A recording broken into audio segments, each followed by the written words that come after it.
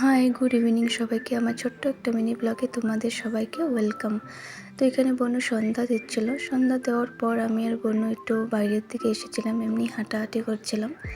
তো ঘরে গিয়ে দেখি মা সুজি বানিয়েছিল, তো সেটাই অল্প খেয়েছিলাম। তারপর দেখি ও আমাকে একটা রোজ দিল, যেহেতু রোজ ডে ছিল তো তার জন্য আমাকে স্পেশাল করার জন্য দিয়েছিল। তো ওইখানে আমি মুভি দেখছিলাম 1920 ইভিল রিটার্নস। ভালো লাগে দেখতে মুভিটা অনেক। তো মুভি দেখতে দেখতে প্রায় 9টা বেজে গিয়েছিল আর ডিনারটা অনেক জলদি করে নিয়েছিলাম। ডিনারে ভেজ ছিল, যেহেতু আমাদের ফ্রাইডে আমরা নিরামিষ খাই গুরুদেবের জন্য। তো এখানে পনির ছিল আলু দিয়ে, তারপর ছিল ডাল, বাঁধাকপির সবজি আর আচার ছিল।